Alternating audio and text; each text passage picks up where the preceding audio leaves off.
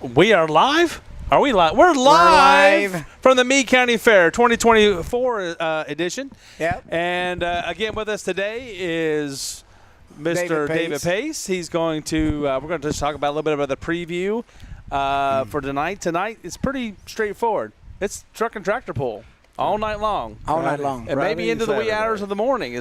You were just telling us how many hooks we have? It looks like right now, if a couple of more trucks get here, it'll be 84 hooks. Wow. 84 hooks. That's a lot. That's a lot. 37 two-wheel drive. That's one heck of a hookup. That's, I mean, that's going to take us into probably the wee hours of the morning. Well, that's one thing the NTPA does a great job of keeping things going. Our crew that moves stuff in, moves stuff out, they're very, very, very trained and talented to get stuff in and out of our arena. And it will move quickly, but you can only make so much stuff move quickly. Oh, yeah. I mean, it takes X amount of time at the very bare minimum to do something. And when you have 84 hooks, that's a long time. There's we noticed there's some flies flying around in here. Probably some from sugar the time you around start, here. Pull up, back in, take off, get them unhooked. You're probably 8 minutes per pull. And dirt. So, and dirt moved. And then the dirt track fixed. And one of the things that, if you'll notice tonight, you'll see we've got the big sleds that they pull. Well, we rent a second one also. It's an insurance policy. I mean, you got 84 hooks sitting out there, and the first time that truck pulls that sled down there and it breaks. Yep. And you can't run the rest of the show? Yeah. That's one heck of a liability. If you think people on Wednesday night thought we needed more seats, if that happened, we would be in deep stuff. I could stuff. imagine. But man, let's talk about Wednesday a little bit. I mean, we didn't get to have. Sorry, everybody, we didn't get to have yesterday's podcast. We had, we're all busy and everybody wearing many hats. This man wears many hats. This man wears many hats. I wear a few hats, not as many as these guys do, but we all had things going on that we just couldn't get our schedules together to get over here. But let's talk about Wednesday was the rodeo, the first ever rodeo at the Meade County Fair, right? Well, let me quantify that a little bit. We had a gentleman that was 78 years old, told us that he was 6 years old, there was a rodeo at the Meade County Fair. Oh, wow. So, well, in the last 70 years, it's the first one we've had. So okay. We'll call it the modern era. The modern era of the Meade County Fair. Okay, well, it's the first rodeo our fair boards had in 70 years. First one of our lifetime. Of course, some people think I was here 70 years ago, but it really we knew starting out. We would, and I think you remember from the show, be patient. Yeah. I told everybody just be patient. It's a growing thing for us. We had a little over 3,000 seats back there, probably a little more than that. And we noticed we needed 6,000. Well, I would tell you there was a lot of spaces in some of the seating. The seats weren't completely full. It's just some people didn't want to sit next to some people or that close to some people, and you just can't do that and then expect to be mad because you were standing. But lawn chairs were like 5-6 deep around the arena. Then there were people 5 or 6 deep standing behind them. The stands that were there were pretty full. I mean, there were some spaces. You know, the one thing that's really the problem, and I don't want to say a problem, it's actually good for us, that site where that is built is actually leveled. When we brought it down, the natural amphitheater seating that's around our main arena, people are spoiled to that. You can sit anywhere in a chair, sit anywhere in a bleacher, you see the track. Yeah, because the track is lower than the rest of them. We're used to things being flat, horses running flat, sled pulling flat for a horse pull. It's all flat and a fence. So when a lawn chair is sitting flat, looking through a board fence, it was difficult to see. But I mean, it was successful. It was very successful. So you had 6,000 people come out and probably needed 6,000 seats, you said. So approximately maybe 6,000 people needed a chair. So that means that, you've got an arena for motorsports over here with, truck pull, tractor pull, demolition derby. Now maybe that's the next thing. You have to figure out how to build that up or be able to convert this quickly. Well, we talked about that. We looked at it. We're working the track right now. So we were talking, what does it take? Everything's great if it's like the weather was yesterday and what the weather is today. We can tear it down, put it back. But if we tear that down and it rains on Wednesday night, we don't have an event the rest of the week in our main arena. Right. That, unfortunately, is that you can't put 2 foot of dirt fill in without compaction to make it work. Right. But, the thing about it is, I told them, I said, most of our fair goers love their own seat. They don't want to sit in a bleacher. They want to bring that lawn chair and their cooler full of water. And so we can sit right there, not bother a soul, and then go home. So we've been looking at it this morning. We've had people from Kentucky State Fair, ask them how they do some things, on how they set some bleachers. We've already been trying to reach out to rent bleachers for next year. We think we've got a game plan. We're looking at dates. We're looking at how we could make 2 days. I mean, we're just looking at alternatives right now, what we could do to make it work.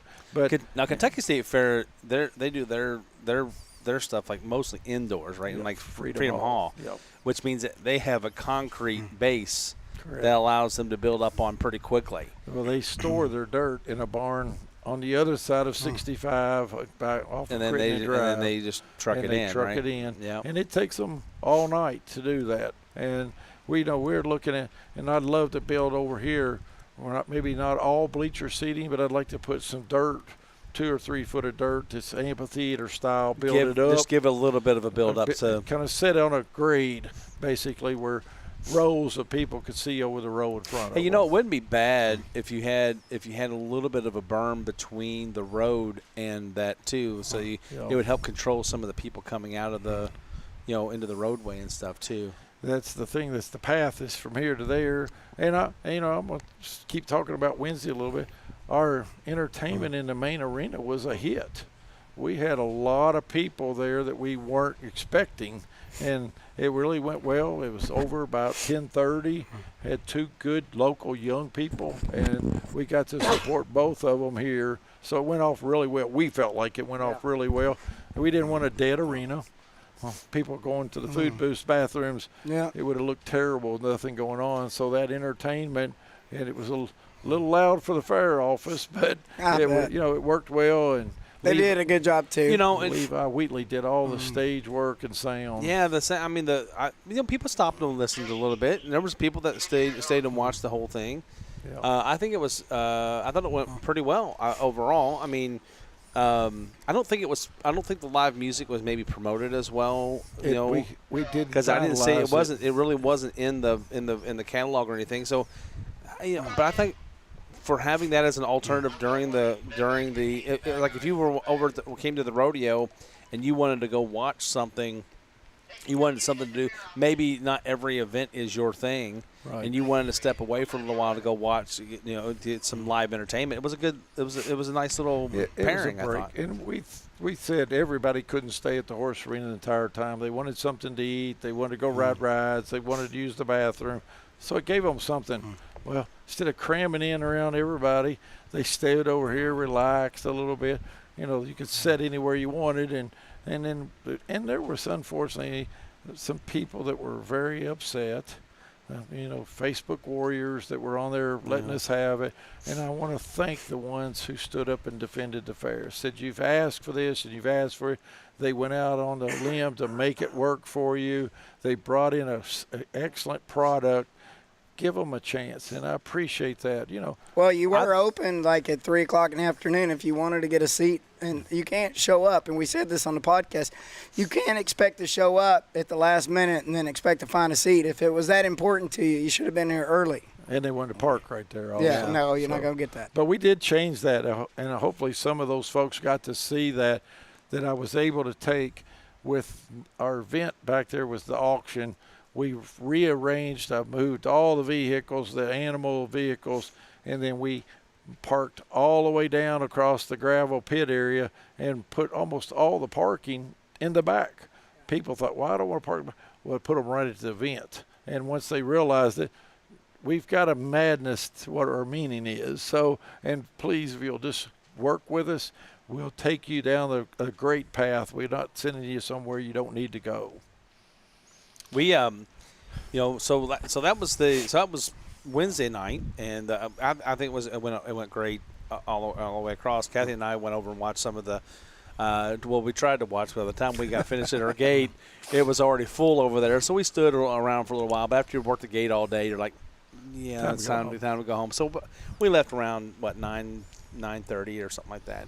Well, we got to see a little bit, and it was pretty good. I tried to tell everybody, Mark, the best place to watch that show is about a third of the way up in that parking over there behind where the flatbeds are. Oh, yeah. If you go right up to the next row, that breaks over, and you're looking over the entire arena from up there under the shade trees. So you could back your truck up there. And if you'd have parked in line, sat in the bed of your truck, you'd had the best show in the country. Oh, yeah. Well, I'll have to think about that next time. When I came, I'm unfortunately going to have to leave you in about 2 minutes. I've got to be at a driver's meeting on safety for Let's talk about that real quick. So we already talked. We have 84 hooks tonight. We have NTPA in town tonight and tomorrow night.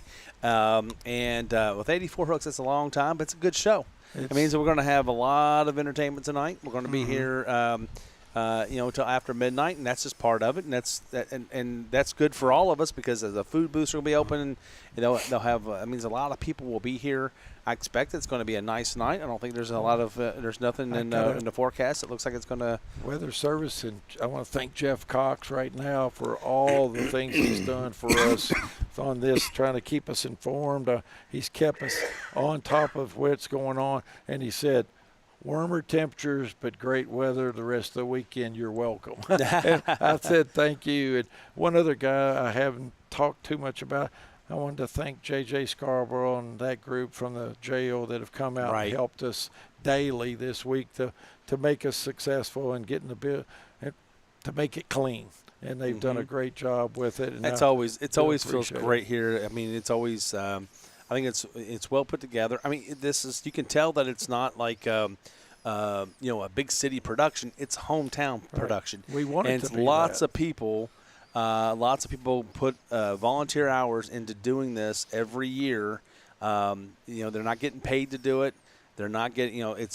These people are showing up. Whether they're selling tickets, they're manning a forklift, or manning manning the gates and the money and things like that. There's lots of things that go into this, and we know you have to go. One quick story about last night. Steve mentioned all the girls that were in the preteen and teen. I think it was 50 girls, 50-something. And this morning, one of the judges from that event sent a big text to the ladies that ran that, wanted to compliment them on how well it was orchestrated, went together, complimented our community on the hospitality, complimented the fair on such great facilities and how we all work together. But she said the one thing that stuck out was a sense of pride from everybody in your community. So that's gotta awesome. Go on that one. Well, I'll add on to that one on your way out here is that this. I was talking to the guys from the. Demolition Derby last night when they were getting ready from Top Dog. And they said that they had. They said they travel the county fairs all over the. See you. Thanks. Oh, you missed it there. So they said they travel to the county fairs all over the state, setting up demolition derbies and things. Right. And they said this is by far the best with the best facilities, the best volunteers. And they really gave us a lot of props, and that was from their workers. That wasn't from the top dog himself. It was just from the guys that come in and show. They said, "Listen, by far, this is the best fair in the state." I said, and I told them the same thing we were just talking about with David. Is it's a community thing. Yeah, and there's a lot of pride that goes into this week, and not just pride, but just family wanting to serve each other. It's really, that's what it comes down to. We say pride, but it's really about serving one another in the community. And it's good. I mean, I love living here in Brandenburg. I grew up here. We've raised our family here, and it's because we have great friends and family, people who are willing to work with you, pray with you, pray for you. And you can't get a better country field than right here. Or community. A big community home field right here. So if you're out there watching this from way out and you're looking for a place to call home, Meade County is a great place. I mean, a lot of people come in here from the military. Yep. Steve can attest to that. And it's a great place to raise kids. It's a great place to get involved. And we've been able to plug in, and you've been able to plug in here, and it's been a blessing, I think. And you've been a blessing to the community. I think that you're doing. I've been hustling all week. I've lost my voice. I know. Boy, everybody asking me all these questions about the messenger and giving me all great feedback this week. And then, of course, when you're out there on that side and they got all the stuff going on, it's hard to talk over that. So I've realized that I've had to use my voice a lot. It's also lots of motorsports. So there's lots of dust and lots of fuel in the air and stuff like that. Yeah. We noticed that. I mean, one of the things that that's caught me is that you hear this cough that I have. Well, I don't have this cough before I get here. I haven't coughed all morning. Yeah. I sit down here after a few minutes, and the dust and stuff got to me a little bit. And it's like, it's like, I got it. All of a sudden, it's there. But not as much as the rest of the weeks, if you've noticed. So, but so what else is up? I mean, tomorrow, I don't know. Are we doing a podcast tomorrow? Or? Yeah, we'll probably do when it's the last night of the podcast, just to highlight anything that went on if we can get it in. I know it's my last day to record the pageants, and I just want to tell everybody, the announcer, Gus, last night had mentioned that I would have those up last night. No, I will have them up after this weekend, potentially on Monday. All of the pageants will have their own video. You can go to meadecountyky.com, and you can watch those back. I'm just going to give you forewarning. The lighting sucks. This is the first year we've recorded indoors, and I have done everything I can to try to make the white balance look good, but it is what it is. Hopefully we grow a little bit more by next year, and I can put some people on the cameras, but it is an account and a recording of the pageant, so it'll be uploaded for free. You can go online and watch it at meadecountyky.com. I wish I could make each participant's video, even better, but we had some audio problems the first night, and audio was fixed the second night, third night, and then last night's was good. We'll have the pageant tomorrow. I did add some lighting to it yesterday, which did improve. But, when you get to do something for the first time, and much like the rodeo, you kind of learn what works and what you need to do to improve. And I think that we can make it better. Yeah. And that's what I loved about getting the opportunity to have done this with all the equipment that we have, is to figure out what works without interfering with the what's process. Going on. That's the key. That's the key, is to make sure that you're trying to blend in as much as possible. Yeah. We know there was a couple of people that said something about the camera being in the middle. Well, that's a learning point. You'll work through that, and then you'll have, like you said, the lighting and things like that. But it takes year one. You have a debrief at the end of any of these. But things. I don't think that there will be a single parent that is sad that we didn't at least provide this service, because it may be not the best quality. It's not like a TV Miss America pageant, but the fact that there's a recorded quality video that you can see it from multiple different angles, pause, rewind, fast forward, listen to what they say, or when these young ladies are old enough to be in the Miss competition, you know what I mean? They're walking back and showing their kids, what they did and how they did, or something to that effect. Having that historical record and being able to find it at a place that and you can trust at the Meade County or at the meadecountyky.com. And by the way, guys, I'm in the works to try to change that. It'll be themessengerky.com. But right now, just one bite at a time for a big elephant. And that's what I've had to take. This is going into our 7th month of new ownership under Meade Media Group. We have digitized. We have, the papers are in a circulation beyond the borders of Meade County, drawing attention to Meade County, right? With our neighbors at Fort Knox. And I know I had a lot of feedback this week saying, well, I don't care for all that other stuff, that's not part of our county. I hear you, but it's important to the other people that come in here that are strangers like me at one time. You haven't limited what's in there from Meade County. Nope. You've expanded to what's going on on Fort Knox and Radcliffe and such, because We're trying to expand the readership and service more people in our community and bring more people into our community.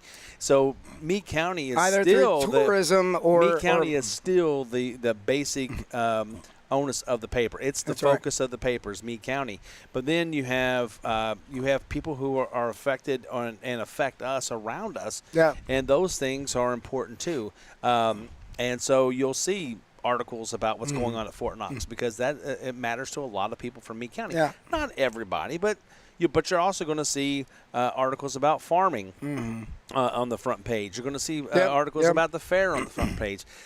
Each of these things affect a group of people within Meade County. Yeah.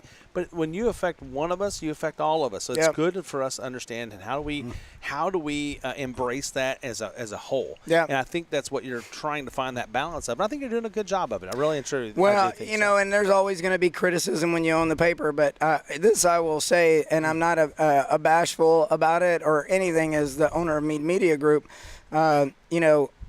we own this asset, the Messenger, and I don't think our ends stop here. We're a company. We want to grow. We don't want to be limited. And I think for the longest time the paper has been limited by paper only. Well, now that we're in the digital realm, there's a lot of activity in the digital realm. Well, I mean, but what I'm not going to do is I'm not going to apologize for asking questions. What I will do is apologize for providing my own personal opinion about something. But I will ask questions that provoke a discussion in our community because everybody has their own opinion, and we need to have a conversation. If we can't have a conversation with one another and still be friends or neighbors, etc., then we, too, as a small community, will be divided. But questions related to politics, questions related to local government, questions related to government, I'm not putting an opinion in. I'm not directing your opinion. If I'm going to ask a question, it's based upon fact. And if you don't like how the question makes you feel, especially when I ask you a question, how do you feel about this? Well, then tell. But don't be disappointed in the messenger for asking you the question, because we should know how that makes us all feel, whether it's about politics, whether it's about a change to an ordinance, or whether it's about something else. Yeah. Asking you how you feel about something and giving you the fact about it is an important part of news, but it's important part of news that it lets you develop your opinion and not the paper force one upon you. Right. And we have done great work trying to make sure that that's what we're doing in the paper. Now, I know we do this Meade Truth, and I'll say this over and over again. When we do something that is civic and community related, whether that's with our elected official. I mean, it's important to make the distinction that Meade Truth is a Republican Party. It's the Republican Party buying time on Meade Media Group. That is right. Right. So this is not the opinion necessarily the opinion of the Meade Media Group. Meade Media That's right. Group. We are purchasing this time from you, and you're doing the production now. Now, if incidentally some of the topics are one-sided, well, I can't help that. This is a partisan platform that broadcasts on Meade Truth only when there is a civic responsibility to report the information that's being discussed. So I've opened this up. The Democratic Party can have time. They can do the same thing that the Republican Party has done, because I'm sure they have their own points of view that they make. But when we're interviewing somebody that is an elected official, well, I think that people, voters, whether you're Democrat or Republican, this will go live on the on the Messenger KY, because we should be able to hear from our elected officials, and I can't help it that everybody voted for the Republican Party. You know what I mean? That is what it is. But anytime you can get somebody that's in an elected position to take time to discuss, David wore his hat as the fair board president, and that's all we've talked about this week. But he's also been on as mayor. He has been on as mayor, and he wore the different hat. So in those unique situations, and you don't discriminate between Republican and Democrat. David is a registered Democrat, if I remember right. So he is. I mean, I know the mayor is actually an open. It's not. It's nonpartisan. So, but still, I mean, it's. And that's the part that you have to balance, and I just don't get fired up too much on social media. But listen, whether you're Republican or Democrat, we have numerous advertising opportunities that do reach our community, and it's because we ask hard questions. When we did the interview with David and there was a lot of discussion. Well, they did their last city council. They didn't get to talk a lot. The citizens didn't get to ask them questions or propose debate. And whether that's good or bad or everybody liked it, I do know that we did do a podcast. You should go back and watch it because it did have David on there, and we asked him challenging questions. Yeah. And we were actually complimented on the questions that we asked. And the firmness. And the firmness of which we asked them. We did it without being, without being mean and cruel or whatever and being one-sided. We asked because we were trying to learn ourselves. Yeah. And we're we're hoping to ask those questions that maybe you're asking out there. That's right. So that's why we do it. That's why we enjoy doing this. This is fun to us. Yeah, it started in the basement. But at the same time, we're trying to educate. If we get off course, That's right. Hey, let us know. But our number one goal is to educate people about this, about the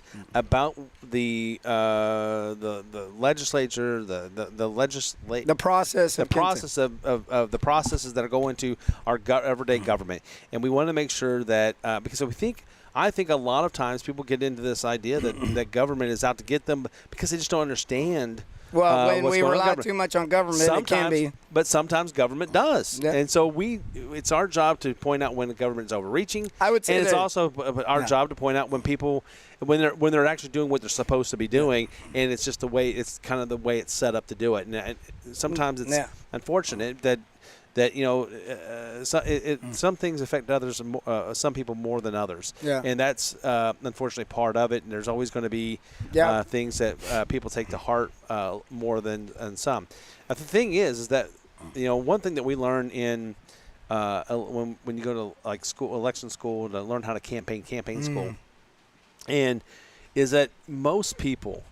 Is that at college? You go to college for that, or where do you get that from? Oh, they have different classes. So I mean, I'm sure they do have in college. Anything to make money. Well, but in the grand scheme of things, most people do not really take too much of an opinion about what's going on in politics until just a few weeks before an election.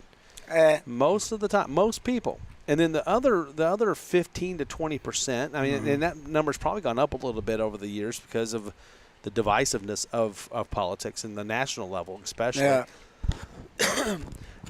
So those people are basically pulling it at the other 80 the other 85 to 80 to 85% to try to pull them to their opinion. Yeah. And and that's kind of where it leads us onto the national scene where we've got Kamala Harris is now the presumptive nominee for the Democratic Party.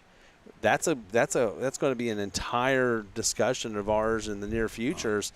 How do we how did that happen? Yeah, I don't want to get too much into it right now. Yeah, but it's but that's going to be a question that's going to come up. But we need to ask those questions. Yeah. We need to get into that so people understand what happened, how did that happen, and what it really means. Yep. Nope. And I asked a question earlier in Facebook this weekend. How do you feel about that? Because people went to the polls, people ran in a primary, people spent a lot of money to run in a primary against the candidate, and when your candidate drops, I got it that they're running a ticket and that this person is who they have as their vice president, and you can say, well, they technically voted for this person too. You can, but that person isn't the ticket, and that person picked them to be their vice presidential candidate. It's not like they ran for the seat. Of course, they interviewed for the job, but at the same point, now I don't want to get down this road right now. I think you're going down the road. Yeah, I don't want to go down the road, but I just wanted to put it out as an example. For national news, I mean, she got an endorsement from Obama, and that's great. For the fair, though, I'd like to reel this back in. Yeah, let's get back to the fair. So I do want to say thank you to the team that's out there. If you don't know it, the Messenger team is like baling wire and duct tape to try to deliver a newspaper. It's very expensive to print a newspaper. If you don't know this, I'm just telling you, a lot of communities have lost their newspaper. Fort Knox, Radcliffe, many across the state. So you have the costs that go into it are the cost to print it, but that's actually not even close to being the most expensive piece. It's the payroll. It's the payroll. And the payroll goes to adding content. Right? Yes, it does. Adding content and laying it out, making sure it looks good and it presents well so that you can actually read it. Well, and to that point, a lot of these ads were designed in-house by our team. And, our between Hannah Hayes, who's getting ready to plan the next phase of her life, she's came to me wanting to be a lawyer and go to law school and, and write news stories. And she did both, and she did a phenomenal job on the sales side of getting this to where it needed to be for the Fair Board.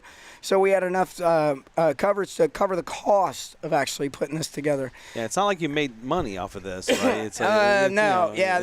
This is about getting everything together for the first time. Yep. Make sure that you have the right articles, the right information, right? Well, and a lot of that happened with Nancy Frazier and coordinating with the Fair Board staff and each of these different events, and we put this fair catalog together. We've gotten so many compliments, and thank you so much, but I can't take credit for this. We all did our part at the Messenger to put this together, and this is just the first of many products that we can produce for our community to help bring it together. And I'm really proud, being an out-of-towner and the acceptance. I got it. I'm going to not step on everybody's toes, and I will step on some people's toes. But news is news and facts are facts. And at the end of the day, when we can produce a product like this that everybody's proud of, that really makes me feel good. And I've been, coming every day to try to be interactive with the community and stuff. And, I've planted my flagpole in Meade County. So it won't be me that's the generational guy. It'll be my kids' kids. And I hope to be just like many of you who grew up here, raised here their whole life. And my kids can say that too, That's the plan, mm-hmm. and to do that, and that's why it's important to understand what's going on in your local government and such, so that you can make sure that our goal is to make sure that we have a government that allows us to plan into the future to make sure that this county is here for many generations to come. And it's been here for a long time, but it needs, in order for it to stay and stay the way it is. You have to plan. You have to be ready to make decisions. And like I said, I'm grateful to have the Meade County Republican Party as a piece of the content. I look forward to getting the Democratic Party to have content from their side, because without both sides of the conversation, I think it does an injustice in order to educate our community. Both parties, independents, libertarians, whatever your affiliation is, because most people will go to the polls during a general election. They necessarily don't always vote party politics, and that's okay. But educating on who's running for, and I'm going to be promoting voting. I can't tell you how important it is to get out and vote. We can talk about this subject all day long, but I don't want to take up any more time. But look to the Messenger. The Messenger is going to be the place where you want to find your local information. A lot of nonprofits are in our community. They do a lot of stuff. There's so many involved in this fair here that are nonprofits. And I want them to come and lay their information in the Messenger. We've helped Sierra's House, and we promoted Sierra's House. They sold out. They had so many tickets, they didn't even have room to feed everybody. We're doing stuff with St. Mary's, St. Mary Magdalene's. Is it St. Joseph's? I think. Anyway, it'll be in the paper. St. Martin's. They're having a picnic coming up. All of the churches and the nonprofits, we want you to come to us with some of your events, because we know that you're going out to our advertisers and asking them to donate and support you. Well, I want your stuff to be in the paper so people know what's going on so they can come and support it. It all works together. It does, absolutely. It all works. It's a circle. It's a little bit like the circle of life, right? Yeah, we're doing some neat stuff. You get coupons. There's going to be, some of the more businesses come on board with a coupon. I know we always have the Colton's $5 off coupon. And I can't tell you how many people come to me and say, "We're glad you got the $5 off coupon back and stuff." And I want that section where the yard sales are happening, so you can grab the paper, fold it in half, and circle off the ones you want to go to. Yeah. Because a lot of people are so used to going to Marketplace. Well, what happens when all that crashes one day? Because AI, we just experienced that. Plus, it's nice to have it under in your hand sometimes, just to be able to say, I went to this. How many times have you driven out into the country and you lost signal and you can't pull your phone back up with that list you had? So that's it. It's getting harder and harder to lose signal, but it's still, you lose signal in some areas of especially this county. Yeah. Well, listen, all I can say is thank you for doing this, Mark, with me for the last few years. This is our third year doing this. Yeah, third year of the fair. And it's we're going to miss Fancy Farm this year because I've got some personal things I have to take care of, and you got some things you got to take care of. So that's going to be a shame that we're going to miss it for the first time, because we've been doing Fancy Farm since we've been doing this. So. I'm disappointed in that, but that's what can we do? No, it can't be at the same place at the same time all the time. We can't do it. So. But we will be there again in the future. Next year, I know I will probably be free from distraction. But, the neat part about that, and when we do it, is you don't have to wait you can watch it on KET. You can watch it almost pretty much anywhere. But for our channel, it's uncommercialized. We give you live coverage as it happens and kind of make you see around. Yeah. And in between, you're seeing everything that's going on in between. We do some commentary, but for the most part, we let the people speak for themselves. We have, pretty much. But you can go check some of those posts on the Me True site. So, but for us, have a great night. You too. Thanks, Mark. Thanks for joining us tonight. We'll be on live tomorrow for our last podcast from the 2024 Meade County Fair. And we look forward to, spending that with you. Come on out tomorrow night and talk to us. We'll be around the fair, whether it's whether it's here in this booth or around the different areas. Come out and talk to us. But most of all, come out and have fun with your family and spend that with the rest of your community. Have fun at the fair. Have fun.